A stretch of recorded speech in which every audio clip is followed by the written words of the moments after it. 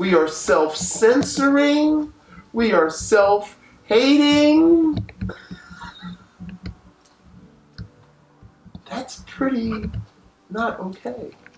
It's very not okay. And yet, we keep doing it.